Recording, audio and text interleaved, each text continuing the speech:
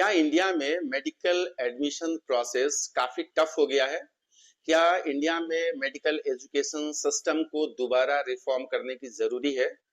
जब 2016 में government of India ने नीट लाया और सारे एक्सपर्ट का कहना था कि नीट आ जाने के बाद से इंडिया में मेडिकल एडमिशन प्रोसेस काफी इजी और सरल हो जाएगा और पारदर्शी हो जाएगा।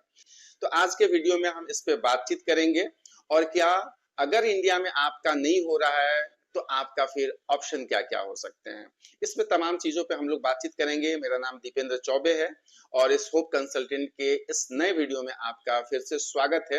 इस वीडियो के अंत तक बने रहिएगा, तब आप सारे इंफॉर्मेशन को समझ पाएंगे। और अगर पहली दफा इस चैनल पे आप आए हैं तो इस चैनल को सब्सक्राइब कर लें और अपने दोस्त और मित्रों में इसको शेयर कर दें। दोस्तों, दुनिया के सबसे बड़े एंट्रेंस एग्जामिनेशन में नीट आ गया है।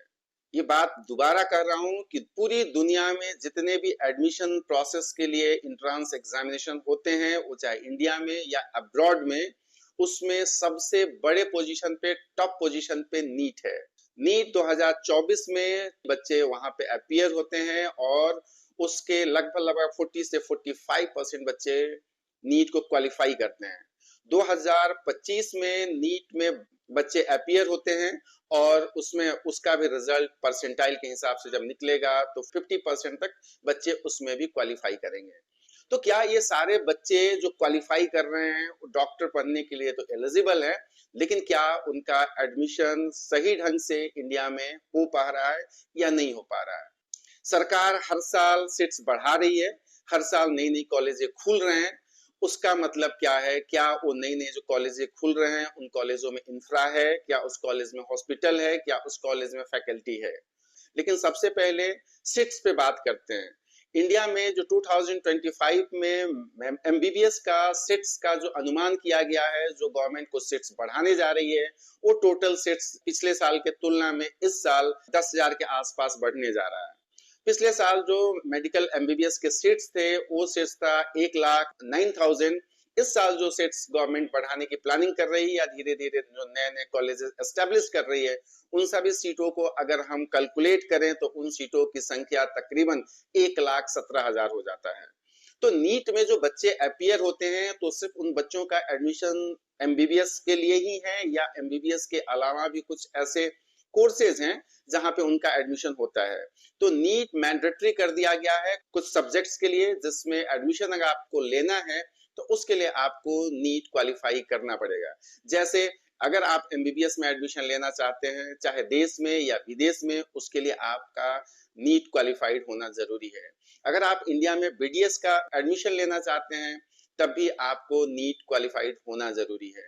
अगर आप यहाँ पे बीएमएस में, जो आयुर्वेद से जुड़ा हुआ है, उसमें भी अगर आप एडमिशन लेना चाहते हैं तो उसके लिए भी आपको नीट क्वालिफाई करना ही पड़ेगा। अगर आप बीएचएमएस में, bachelor of homeopathy medicine surgery में अगर आप लेते हैं उसके लिए भी आपको नीट देना पड़ेगा। अगर बैचलर ऑफ यूनानी मेडिसिन में अगर आप एडमिशन लेना चाहते हैं उसके लिए भी आपको नीट एग्जाम देना पड़ेगा और क्वालिफाई होना पड़ेगा। तकरीबन 10,000 सीट्स नर्सिंग के लिए हैं जो नीट के थ्रू एडमिशंस देते हैं। विदाउट नीट उस 10,000 जो गवर्नमेंट के अलग अलग इंस्टीट्यूशन में सीट्स हैं, बिना नीट उसमें भी एडमिशन नहीं होता है। तो ये जो नंबर्स हैं इंडिया में, जो लगभग 22 लाख 24 लाख बच्चे नीट में अपीयर हो रहे हैं और एमबीबीएस में एडमिशन के लिए या अलग अलग सब्जेक्ट में एडमिशन के लिए जिसके लिए नीट मैंडेटरी है, तकरीबन जितने बच्चे अपीयर हो रहे हैं उसके 45 to 50% बच्चे क्वालिफाई भी हो रहे हैं। जो भारत सरकार या एजेंसी यह मान के चलती है ये बच्चे एमबीबीएस या अलग सब्जेक्ट की पढ़ाई कर सकते हैं। तो अब सीट्स की संख्या पे अगर बात करें तब आपको ये पूरा खेल समझ में आएगा कि आप ये नंबर्स क्यों बढ़ रहे हैं और सीट्स बढ़ाने के बावजूद भी हमें एडमिशंस क्यों नहीं मिल रहे हैं। तो अगर इंडिया में, जैसे मैंने आपको बता दिया कि एमबीबीएस के टोटल सीट्स 2025 में तकरीबन 1,17,000 होने जा रहा है। अगर बीएमएस की मैं बात करूं तो अप्रोक्सीमेटली 53,000 बीएमएस के सीट्स हैं।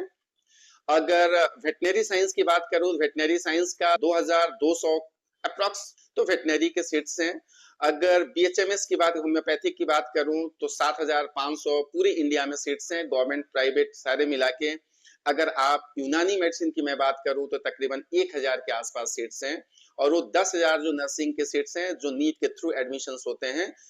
तो ये टोटल सीट्स को अगर हम एक जगह इकट्ठा कर दें तो ये लगभग होता है 2,18,000 टोटल सीट्स होता है, जिसमें MBBS, BDS, veterinary, nursing, BMS, BUMS, BHMS, nursing, सारे कोर्सेज मिला दें जो नीट के बिना उसमें एडमिशन संभव नहीं है, उन सभी सीटों की संख्या होता है 2,18,000।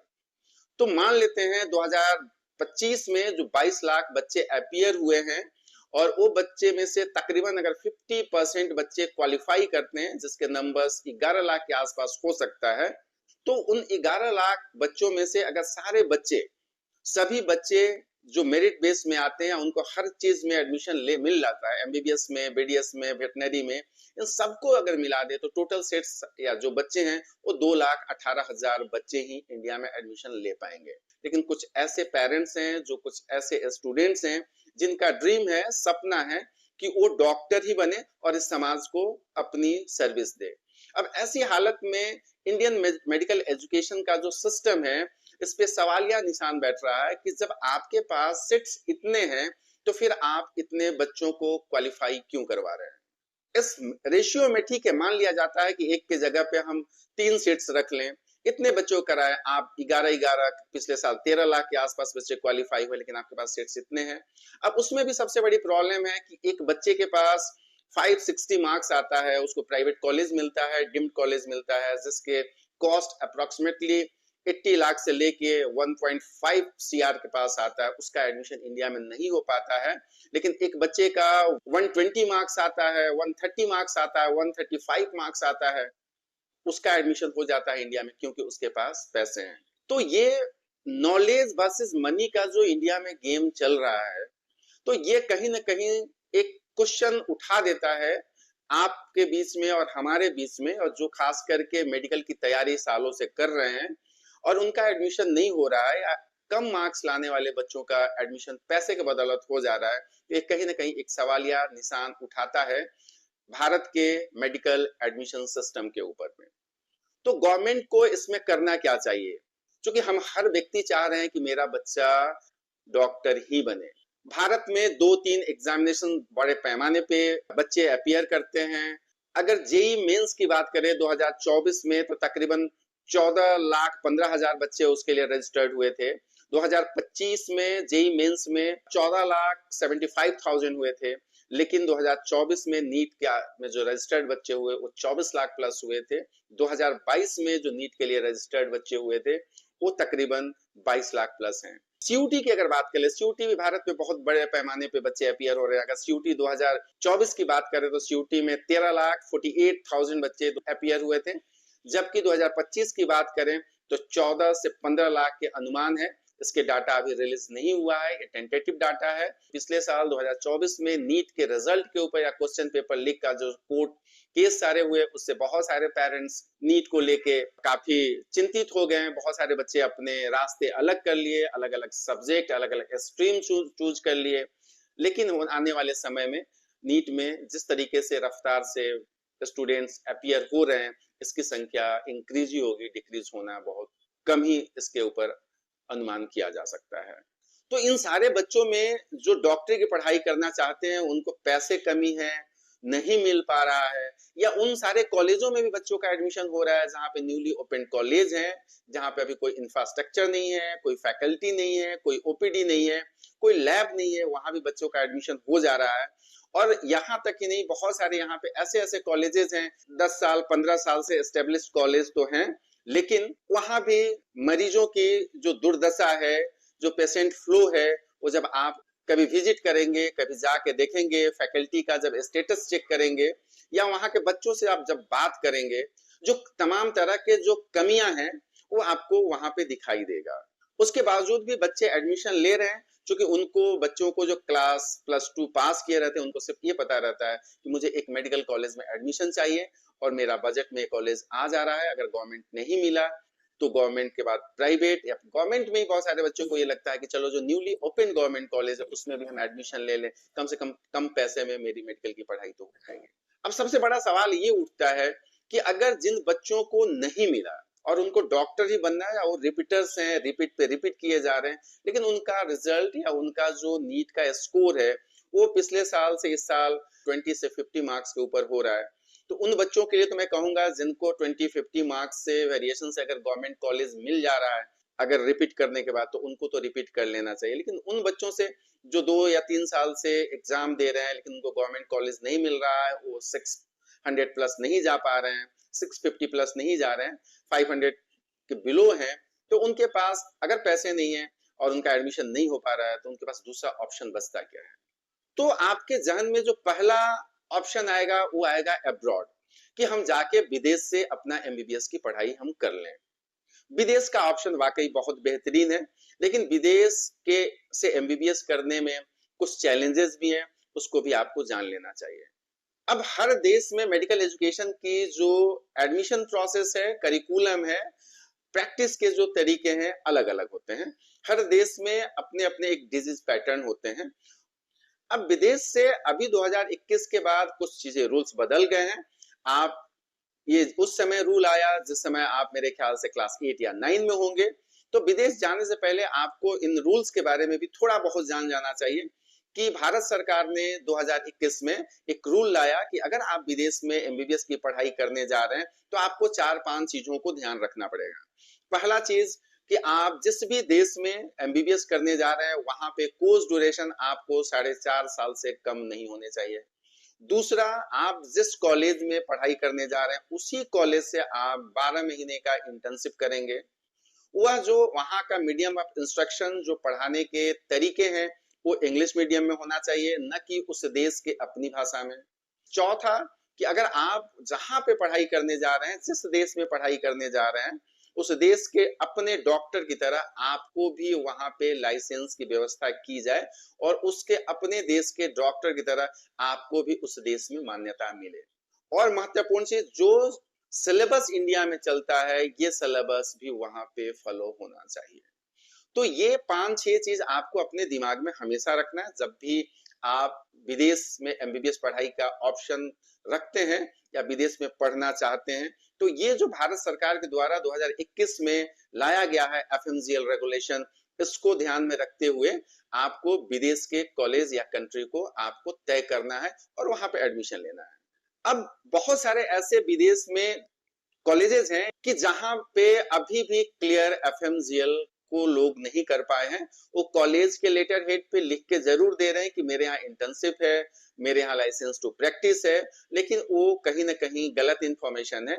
इंफॉर्मेशन, अगर मेडिकल एजुकेशन के बारे में इंडिया में कुछ भी चेंजेस हो रहे हैं या कुछ भी बदलाव हो रहा है तो 2 ही एजेंसी इंडिया में है जो उसके ऊपर नोटिफिकेशन करेगा, और वह पूरी भारत वर्ष में हर मेडिकल कॉलेज को मानना पड़ेगा। या तो ministry of health and family welfare का नोटिफिकेशन होगा तभी माना जाएगा, या फिर जो नेशनल मेडिकल कमीशन है जो मेडिकल एजुकेशन को रेगुलेट करता है, मेडिकल कॉलेज को जो रेगुलेट करता है, वो अगर नोटिफिकेशन देता है या कोई रूल बनाता है उसका मान्यता होगा।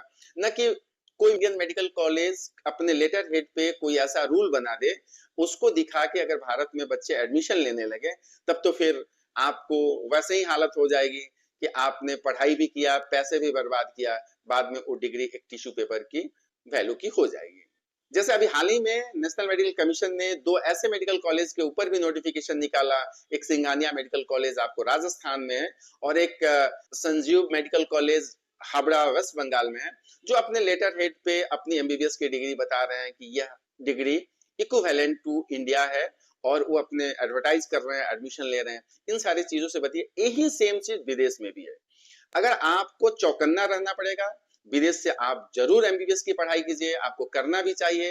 इंडिया के कई कॉलेजों से बेहतर कॉलेजेस विदेश में हैं, लेकिन वहां पे एडमिशन लेने से पहले आपको वेरीफाई ये बात, इन सारी बातों को कर लेनी पड़ेगी जो मैंने एफएमजीएल और भारत सरकार के रूल्स हैं उसको बताया। अब आप जिस भी देश में जा रहे हैं पढ़ने, इस रूल वहां पे अगर फॉलो भी हो रहा है, फुलफिल भी हो रहा है, उसके अलावा आपको ये चेक कर लेना चाहिए कि क्या जिस मेडिकल कॉलेज में मेरी एडमिशन होने जा रही है वह कितना पुराना है, क्या गवर्नमेंट है, क्या प्राइवेट है, क्या वहां पे हॉस्पिटल है, कितने बेडेड हॉस्पिटल्स हैं, वहां पे फैकल्टी का पोजीशंस कितने हैं, कितने फैकल्टी वहां पे आपको पढ़ा रहे हैं, क्योंकि आपको 18 सब्जेक्ट्स पढ़ने हैं, क्या वहां पे क्लिनिकल फैकल्टी हैं या नहीं है, क्या वहां पैरा क्लिनिकल क्लिनिकल फैकल्टी हैं, नहीं है, इन सारी चीजों को आप चेक कीजिए। इंफ्रा कैसा है उसको चेक कर लीजिए।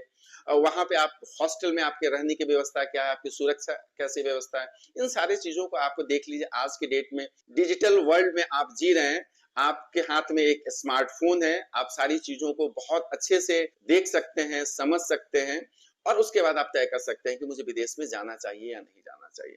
मैं उन बच्चों से जरूर एक रिक्वेस्ट करूंगा कि अगर आपके 400 या 500 नंबर आ गए हैं, लेकिन आपका एडमिशन पैसे के कमी से भारत में नहीं हो पा रहा है, तो आप इन सारी चीजों को ध्यान में रखते हुए विदेश में अपना एडमिशन ले सकते हैं। विदेश में कई ऐसे कंट्रीज हैं जहां पे इंडिया से अच्छा इंफ्रास्ट्रक्चर है, ह्यूज पेशेंट फ्लो है, हॉस्पिटल्स काफी बड़े बड़े हैं।